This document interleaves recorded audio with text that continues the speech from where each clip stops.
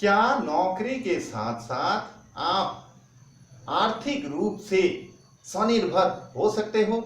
Hello friends, मैं Malay Sinha एक सिपाही इस चैनल में आपका हार्दिक स्वागत करता हूं। नौकरी करते हुए फिनेंशियल फ्रीडम अचीव किया जा सकता है क्या?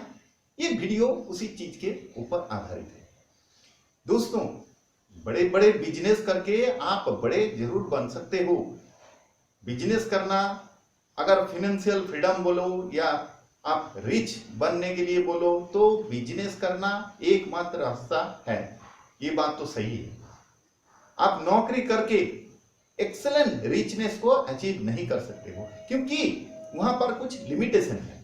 एक लिमिट में आपको रहकर काम करना पड़ता है और आप नौकरी कर रहे हो, किसी और के लिए काम कर रहे हो, तो यहां पर आपको एक्सेलेंट रिचनेस जो बोलता है, अल्ट्रा रिचनेस जो बोलता है, वो चीज अचीव करना जरा मुश्किल होता है। लेकिन क्या नौकरी करके फिनेंशियल फ्रीडम को अचीव किया जा सकता है? आर्थिक रूप से मजबूती पाया जा सकता है? जी हां, बिल्कुल पाया जा सकता है। आप किसी भी कंपनी में, कोई भी कंस्ट्रक्शन हो, चाहे कोई भी कंपनी में, आप नौकरी करके भी ये चीज को आप आसानी से आप अचीव कर सकते हो। बस इसके लिए चाहिए कि आपका आंख जो है वो खुला रखना है, आपका बुद्धि जो है वो खुला रखना है और इस तरह से काम को करना है। आपको एक सिस्टम, एक पैटर्न के अंदर आपको चलना पड़ेगा। सैलरी मिलते ही इतना दिन से जो आप करते आए हैं उसको बिल्कुल फॉरगेट इट, भूलना पड़ेगा, छोड़ना पड़ेगा और नया चीज इंप्लीमेंट करना पड़ेगा। आपको एक डिसिप्लिन के अंदर चलना पड़ेगा। सैलरी मिलते ही उसका कुछ पोर्शन में उसको बांटना पड़ेगा, डिवाइड करना पड़ेगा।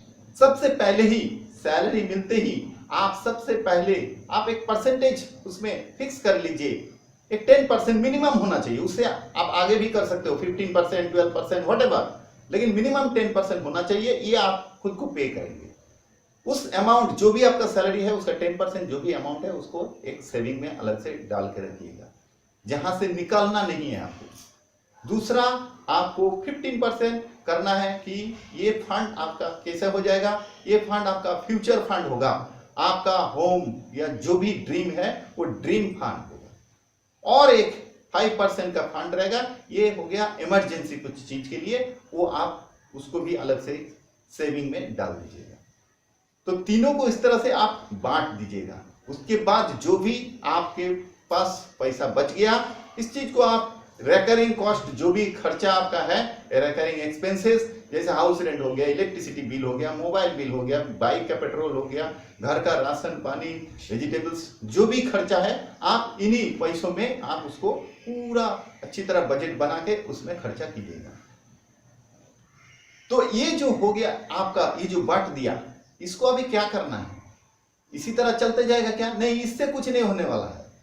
तो फिर क्या करना है? सेविंग में जो भी आपने पैसा आपके पास जमा हो रहा है उसको या तो फिर हर एक 6 मंथ में या फिर साल में एक बार, जितना भी पैसा उसमें जमा हुआ है सेविंग में आपका इन खातों में, तो इन खातों में जो भी पैसा जमा हुआ है उस पैसा को निकाल के उसको एक इन्वेस्ट करना है। उसको इन्वेस्ट करना है, ये बात को ध्यान रखिएगा। पैसा जब तक पैसा सेविंग से नहीं बढ़ता है, आप लाख सेविंग कर लें, बचत कर लें, उससे आपका कभी भी फिनेंशियल जो फ्रीडम बोलता है वो कभी भी अचीवमेंट नहीं हो सकता। तो पैसा को क्या करें?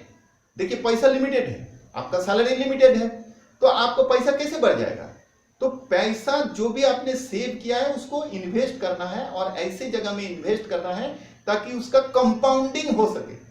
उसका कंपाउंडिंग होना जरूरी है। इसी चीज से आपको धीरे धीरे उसका ग्रोथ बढ़ेगा और वही चीज आपको फिनेंशियल फ्रीडम, जो आर्थिक रूप से मजबूती है, वो आपको दिलाने के लिए और जाएगा।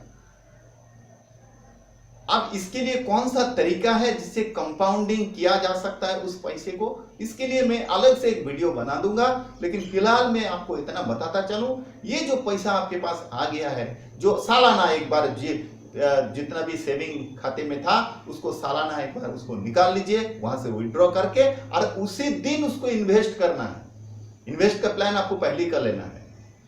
पैसा उठाने के बाद इन्वेस्ट नहीं, प्लान नहीं करना है, क्योंकि इसमें भी एक खतरा है, इसमें भी एक लीकेज होने का चांसेस है। पैसे जैसे ही उठा लिए, अब आप प्लान करेंगे तो ये जो पैसा है ना, ये बड़ा डेंजरस होता है। लिक्विड कैश बड़ा खतरनाक होता है। ये आपको भीतर से एक चुल मचाएगा इसको खर्चा कर देने के लिए। अरे ये खरीदना चाहिए, वो खरीदना चाहिए, तो ये एक लीकेज है, इसको आपको ध्यान रखना चाहिए। आप पहले प्लान कीजिए किसमें आपको डालना है, किसमें आपको इन्वेस्ट करना है, देन आप उस पैसे को उठा के और उसी दिन के उसी दिन आप चीज को इन्वेस्ट कीजिए। इसके लिए बहुत सारा चीज है, मैं इसके लिए डिटेल्स में आगे वीडियो बनाऊंगा। फिलहाल इतना जान लीजिए कि आप इस पैसा को म्यूचुअल फंड में कोई अच्छा फंड देखिए जिसका रेपुटेशन सही है, जिसका थोड़ा सा मार्केट में नाम है, उसी तरह कोई रेपुटेटेड फंड में आप इस पैसे को इन्वेस्ट कीजिए और फिर उसको भूल जाइए, बिल्कुल उसके बारे में मत सोचिए। कोई भी म्यूचुअल फंड अच्छा देखिए जो क्वालिटीफुल है, जिसका नाम है, इस तरह से ब्लू चिप कोई भी म्यूचुअल फंड में आप उस पैसे को इन्वेस्ट कीजिए। इससे क्या हो जाएगा, वो पैसा का कंपाउंडिंग हो पाएगा। आपने अगर 1,00,000 रुपया डाला तो उस पैसे के ऊपर अगर 10% आता है तो 1,10,000 हुआ। अब वो 1,10,000 के ऊपर फर्दर 10%, 12% जो भी है, इस तरह से कंपाउंडिंग होते जाएगा और इस तरह से वो फंड जो है वो एक बड़ा आकार लेगा और एक न एक दिन आपको ये फाइनेंशियल फ्रीडम दे देगा। आपको आखिर दिन तक नौकरी करने का कोई जरूरत नहीं, आप नौकरी करते जाओ, जैसे कर रहे हो वैसे ही करते जाओ। साथ में मैंने जिस तरह से बोला है, पैसा को उसी तरह डिवाइड करो और इस पॉलिसी के साथ, इस सिस्टम के साथ आप आगे बढ़ते रहो। आपका पैसा ऑटोमेटिकली ग्रोथ होते जाएगा। आप देख लेना, रिटायरमेंट तक आपको जाने की जरूरत ही नहीं, उससे पहले आप फाइनेंशियल फ्रीडम जो है उसको अचीव कर लेंगे।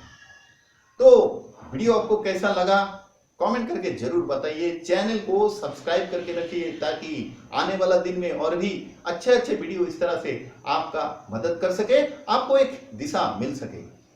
आपका परिवार खुश रहे। दिल से धन्यवाद।